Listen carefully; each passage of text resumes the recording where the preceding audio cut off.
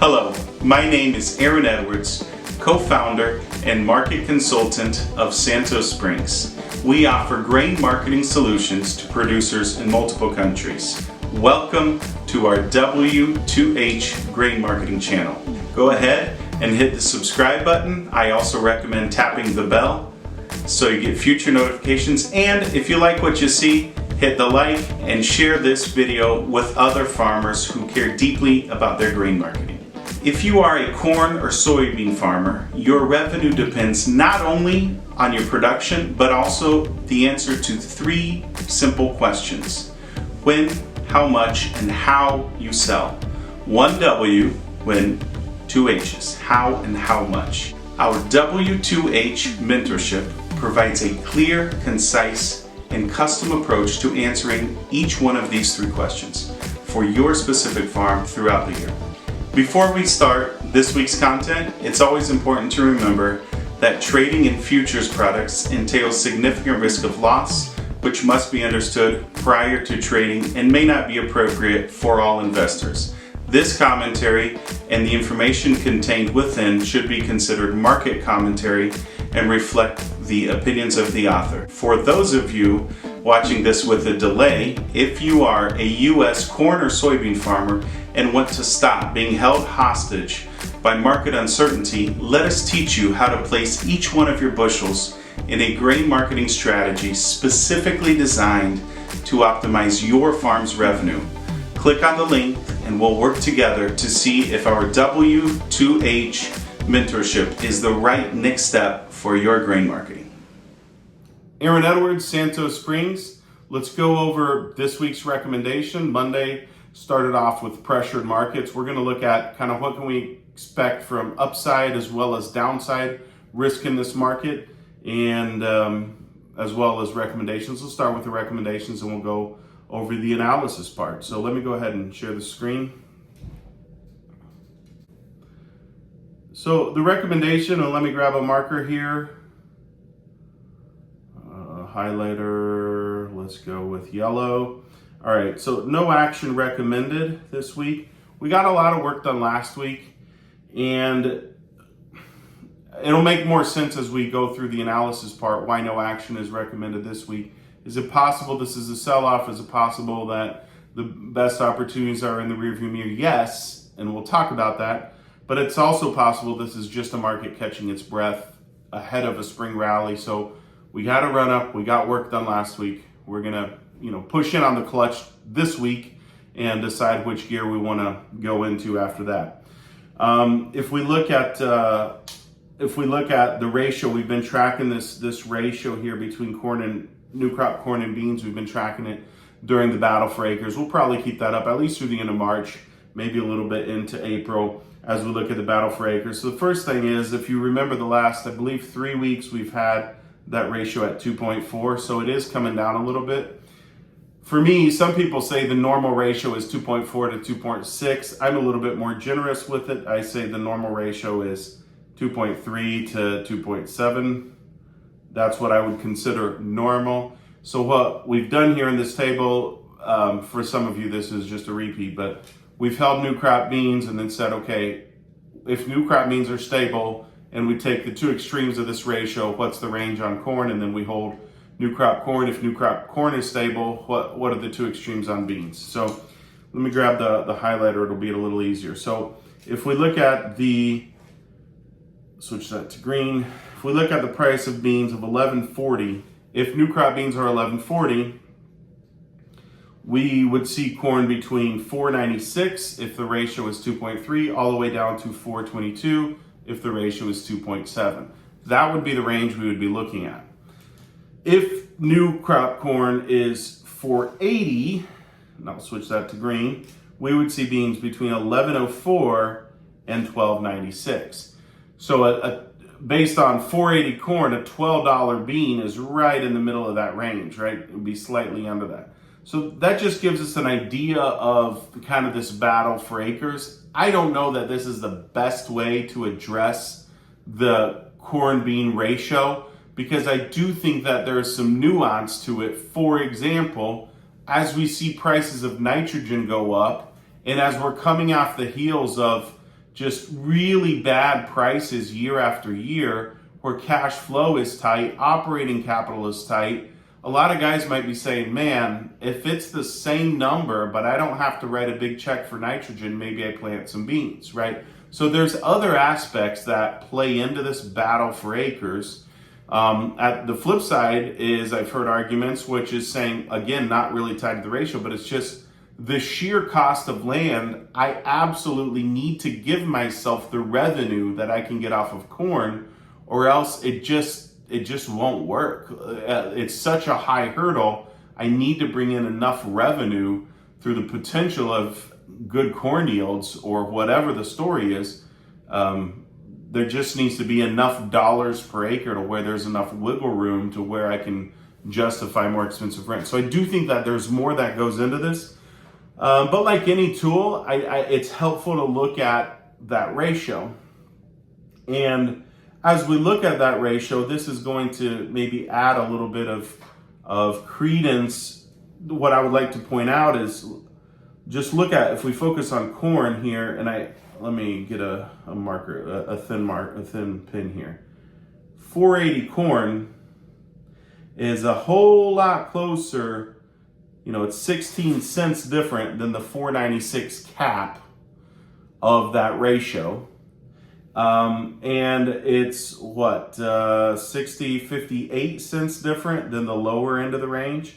So the point that I'm trying to make, and I've said this a few different weeks, and it's pretty obvious, what I just now said is pretty obvious with the fact that this ratio is at 2.37, right?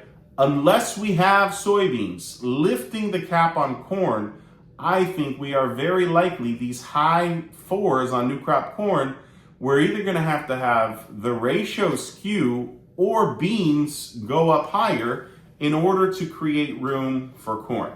And that's enough about the ratio. Now let's shift gears, look at the analysis. I want to start with the market that's been the driving force of this market this week, which is oil. And as we look at the oil market, again, let me get a marker here that we can really mark this up. So oil has been a fairly boring market for a long time, for the most part. Been a fairly boring market for a long time until all of a sudden it wasn't. And that the bulk of that was, we saw, bombs going off, the Strait of Hormuz, that whole story. We know what's going on geopolitically. We saw oil spike almost up to 120, and then all of a sudden, what's going on in this market? The main thing that I wanted to point off from this oil thing is, yeah, we're not up here at 120, but this gap down here, that is a long ways down, and this market doesn't seem too ready to just roll over. It's not like we went up to 120 and then we came down and we're coming down. We went up to 120, we found a value area here, and now it looks like we're trying to mount a charge up again. Headlines change every day, risks changes every day. If there's one market I'd be scared to try to guess, it's oil. That said, it's chopping up, right? It's slowly climbing up, or at least showing that it might be still strong. At a minimum, we have a price value, and this is a really interesting thing. If we look at the 200-day average here at 63, I don't think it's far-fetched. I mean, and we'll just look at the 20-day. How do you even back this down? Just the 20-day. Look at how much higher the 20-day average is. We're talking $13 per barrel higher. And actually, you should probably say, go throw, $20-25 on that. This is probably a value area at war, maybe even more, right? With everything we know geopolitically, if you could go buy some $90 oil, would you buy it? And I think there probably is some buying pressure. The point that I'm trying to make is that as we see this price of oil higher, we don't know, is it going up, is it going down? But it does seem, at least for the foreseeable future, that we probably are looking at a higher price level, at least for some time. And that's important for a couple of reasons. If the price level is higher, regardless of the direction of that market, let's just say, just for the sake of argument, let's just say that the price level is, you go through it, let's just say it's 30% higher for the sake of argument, right? This is a guess because we don't know where the market's going and it hasn't worked long enough for us to say, yes, this is settled in at a higher price level. Maybe it goes up and comes right back down. The point that I'm trying to make is if we see commodities, if oil is driving commodities higher, and even if it adjusts down, but it's at a higher price level, we could see, instead of corn and beans being in this price level where they were last year, we could see them increasing 10, 20%, right? 20% on beans is $2, right? So that's from $10 to $12. Last week, $12 seemed like a deal, and heavy trade at the beginning of this week makes it seem like it is, but is it possible we stay at higher price levels? So I just want that question in your mind. As oil is higher, does that just mean all commodities are higher? Because that brings us to managed money, which is a very interesting story. We aren't back up to the long levels we were in November, but we have been just absolutely up and away. If you just look at how speculators just keep buying soybeans. There's no evidence they're done buying soybeans. And this is really going to play into the next charts as we look at it. Are speculators overbought? Yes. Are they done buying? Not so sure. What's quote unquote scary about this market is if speculators leave the market, if party's over, that price can really tank. But there isn't any rule that tells us when they have to stop buying. In corn, we're going to see is a similar story. So as we look at this price, let me grab a marker because this is going to be better. Maybe we go with blue here. Let's keep this in blue. So first of all, the correction down from the highs down to the 20-day, very normal move. This is just technical trading. This doesn't, a big old red day on Monday, that doesn't tell me that this market is over. This could just be catching its breath. Where it goes from now is very telling. If this market finds buyers here, speculators stay long, it finds buyers, we could actually have an exciting bull market for the first time in a long time coming into the spring. Especially if we get some spring weather risk, this conflict in the Middle East lasts a little longer, we could absolutely have an interesting, friendly story. The flip side of that is if we lose this support, just from a technical trade standpoint, a lot of speculators might say, oh, let me step out of my long positions. Let me ring my register. Plenty of time to get long ahead of the spring. So there is pretty significant downside risk. This is on May futures. And if you're picking numbers here, if you want to say, draw a line in the sand, this value area right around that 1175, if we start trading too much under that, chances are this thing bleeds out pretty quickly down to around $11. I would not be too surprised if we lose another 70 cents in this bean market pretty quickly. That would not be very surprising. Because all we have to do is the speculators that have been punching buy, if they start selling, speculators come out of that market or part of the way out of that market, it's light work to fall 70 cents. That's not a big, it is a big drop in price. It's not hard to come by that selling pressure. Also, my estimates is that approximately 1/3 of Brazil's soybean crop needs to be sold into March and coming into April just for cash flow. So there's potentially a lot of selling pressure. You add the speculators selling plus farmers in Brazil selling off 70 cents in the soybean market would not be very surprising shorter term.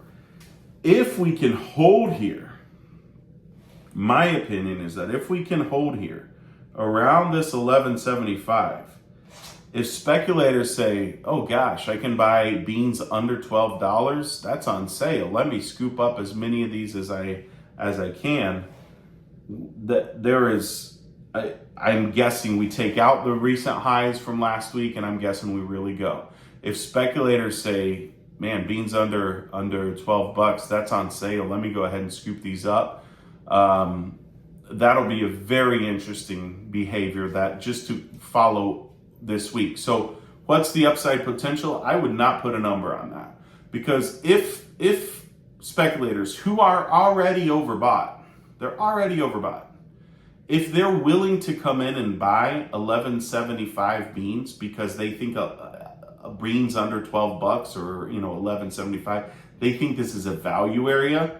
Who knows how much speculative money could come into that bean market? I mean, it could really go, right? We've seen that before. Geopolitical conflict, beans just absolutely take off, and those beans just really go.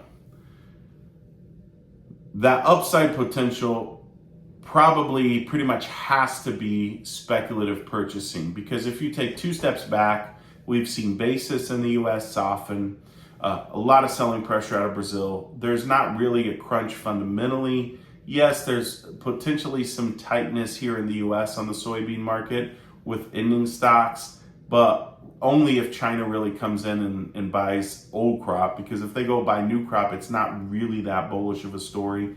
Oil is friendly, but we also don't know, soybean oil is friendly and crude oil is friendly, but we don't really know the direction of those markets. So I feel like the upside is controlled by speculators who are already overbought, so they can step on the gas.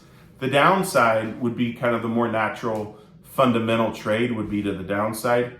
Either way, if we're talking about a market that finds support at $11, that's a whole lot better than the market was last year.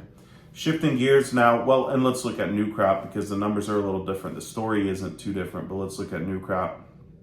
As we look at the new crop beans, it's actually even a little bit friendlier from a technical standpoint, because new crop beans, they haven't even come down to they're still working above that 20-day moving average. And if you want to pick a number, I mean, just to draw a line in the sand, I'd say, hope we can stay above about 11.35.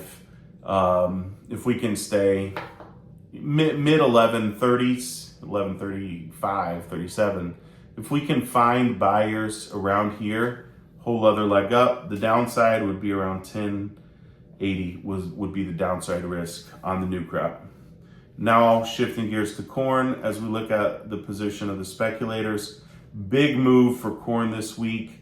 We saw, I'll do this in green, we saw the speculators just absolutely say, give me some corn, and really increase that net long position. They're almost up to 200,000 contracts long. That almost triggers the overbought status on the corn. Not quite, but practically. The corn story, in my opinion, is very similar to the soybean story, from the standpoint of, for us to see prices moving higher, we likely have to have speculators. But from a fundamental story, it's a little bit different, and I actually think, and even technical standpoint, it's a little bit friendlier on the corn, because this is looking a whole lot like a golden cross. I mean, it is a golden cross, right? We have the 20-day moving average cutting up through the 200-day moving average. And I actually think we might see the corn market stabilizing and offering some support to soybeans. Corn could sell off. I'm looking at May corn. Corn could sell off another, let's just say another dime, and it still not be too worrisome, at least another nickel. And it's still not that big a deal because it's still in a solid uptrend. If that's all that happens and we see this corn market selling off, and then we find support here coming up, that's just a regular pullback. Yeah, it's a pretty big one because of the moves have been pretty big. That's just a regular pullback ahead of spring. And if it found selling pressure up here, 470s, I'm guessing that this market says, well, if I want corn, I just have to go give it a 470, 475. And I think we very likely bounce back pretty quickly on the corn market. Come down, touch support, figure out whether it supports the 20-day, the 200-day, find buyers, and then go back up to where corn will trade hands again. And that's friendly, that's good news. And as we look at new crop, we actually did get some decent quotes here on new crop. Didn't quite tag that $5 mark on the board, but we did get some decent trade. And again, there's a little bit of downside here to the 20-day, but if you want to just pick a line in the sand, I'd say above 475. That's still an uptrend above the 20-day moving average, and then the 200-day moving average is just a hair over 460. So those are the two levels on new crop that I would be looking at. Normal trade, in my opinion, on the corn market would be figuring out if support's at the 20-day or at the 200-day, and then that's probably a buy. Speculators probably stay long. I'm guessing speculators will want to keep a long position in corn and probably in soybeans as well coming into the spring. There's too many unknowns. I would be cautious about betting against this market coming into the spring. But markets need to catch their breath, and this is a market catching its breath. We just have to see how far it can fall. So the bigger falls in the corn market would be new crop corn. Old crop seems fairly stable. And the beans, we could get some pretty significant drops in the bean market, but that doesn't necessarily mean we've put in the high. That's a big question. Have we put in the high for a year? Maybe. You never really know.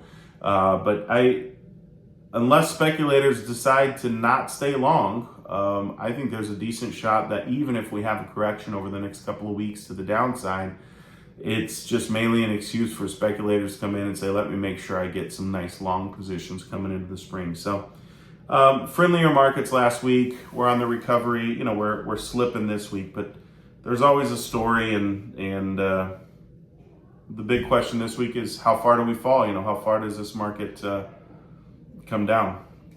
Now let's just wrap up with a summary and go from there. So we've gone over the ratio. Now let's just look. Seasonality for corn is a sell. Seasonality for soybeans is neither a buy nor a sell. Managed money for corn, gosh, it's close, but it hasn't quite tripped the box. It's still neutral. It's almost a sell. Seasonality for managed money. Managed money for soybeans, that is a sell. They are over the threshold. Trend is still up on corn and beans, but it's if you go contract by contract, it's a little less so.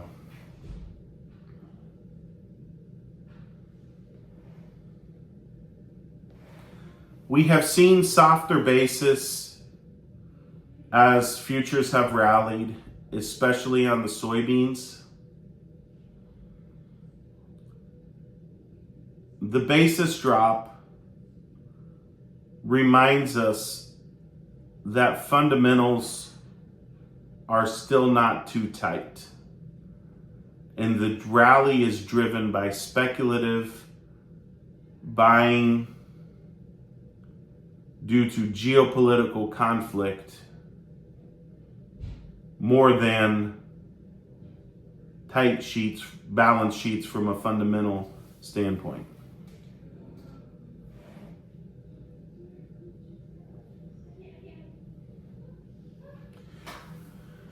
The corn and soybean markets are looking for support. If the support is the 20-day moving average, these markets can have a short-term bounce, and we can expect very likely to have new highs in the next few weeks.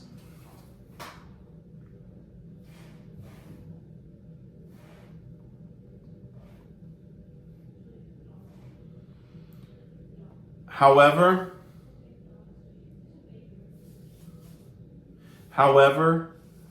if markets fall below the 20-day moving average, we could have pretty significant correction to the downside, especially in the soybean market.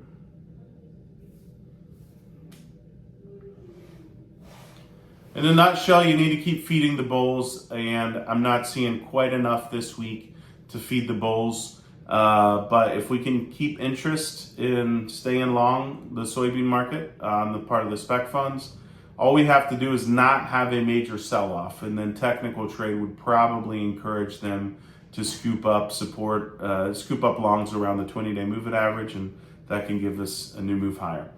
Great rest of your day, great rest of your week. Let me know if you have any questions.